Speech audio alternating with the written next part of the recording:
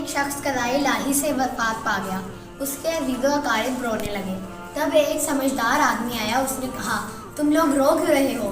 یہ صرف ایک اکیلا آدمی نہیں جو اس دنیا کو چھوڑ کے چلا گیا ہے، ہم سب نے بھی اس کے ساتھ وہاں چلے جانا ہے جہاں پر یہ چلا گیا ہے۔ کلو نفس ذائقۃ الموت، بے شک ہر نفس نے موت کا ذائقہ چکھنا۔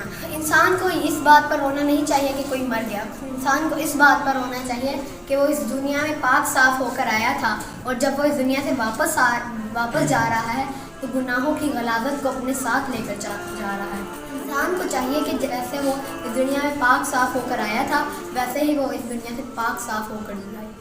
حضرت شیخ سعدی رحمۃ اللہ علیہ نے ہمیں اس واقعے میں یہ تلقین کی ہے کہ موت ایک نہ ٹلنے والی بات ہے، تو اس کا خوف کیسا؟ جو لوگ کسی کے مرنے پر روتے ہیں، کیوں روتے ہیں جبکہ انہوں نے بھی ادھر چلے جانا ہے جہاں وہ چلا گیا ہے۔ جو زندہ ہے موت کی تکلیف سہے گا، جو زندہ ہے موت کی تکلیف سہے گا، جب احمد مرسل نہ رہے کون رہے۔